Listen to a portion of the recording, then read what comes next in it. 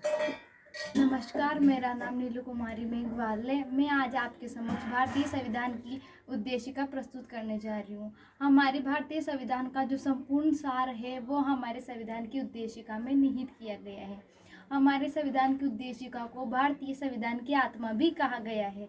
हमारे संविधान की उद्देशिका में कहा गया है कि हम भारत के लोग भारत को एक संपूर्ण प्रभुत्व संपन्न पंथनिरपेक्ष लोकतंत्रात्मक गणराज्य बनाने के लिए तथा इसके समस्त नागरिकों को सामाजिक, आर्थिक, राजनीतिक न्याय, विचार, अभिव्यक्ति, विश्वास, धर्म और उपासना की स्वतंत्रता, प्रतिष्ठा और अवसर की समानता प्राप्त कराने के लिए तथा उन सब में व्यक्ति की गरिमा व राष्ट्र की एकता व अखंडता को सुनिश्चित करने वाली बंधुता बढ़ाने के लिए आज संविधान सभा में 26 नवंबर 1949 को मिति माघ शुक्ल सप्तमी संवत 2006 विक्रमी को एतद द्वारा इस संविधान को अंगीकृत, अधिनियमित व आत्मार्पित करते हैं।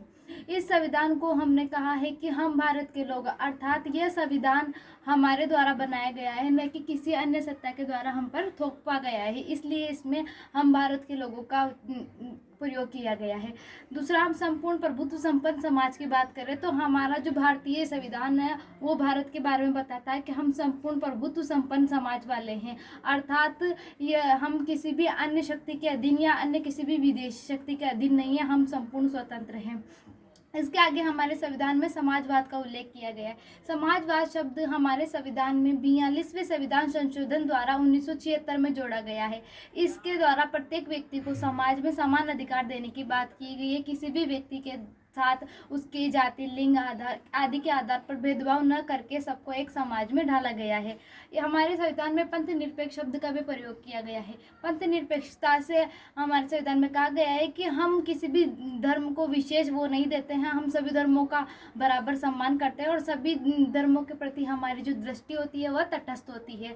हमारे संविधान में लोकतंत्रात्मक राज्य का, गणराज्य का भी प्रयोग किया गया है। लोकतंत्रात्मक राज्य से अर्थात जनता के द्वारा यह निर्मित है और जनता का ही शासन और जनता पर ही लागू होता है, अर्थात हमारा संविधान जो पूर्ण रूप से है वह जनता के ऊपर निर्भर है।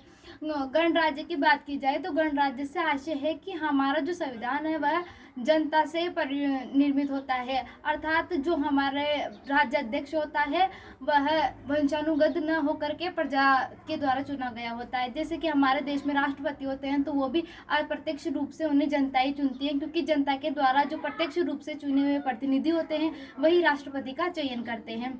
सामाजिक न्याय की बात करें तो वो सामाजिक न्याय के अंतर्गत समाज में सभी को समान सम्मान देना, किसी के साथ उसकी जाति, लिंग, वर्ण आदि के आधार पर भेदभाव न करना। राजनीतिक न्याय की बात की जाए तो राजनीतिक न्याय के अंतर्गत सभी को वयस्क मताधिकार का अधिकार दिया गया है, तो 18 वर्ष से ऊपर के कोई भी व्यक्ति मतदान का अधिकार रखता है। ये हमारे राजनीतिक न्याय के अंतर्गत आता है।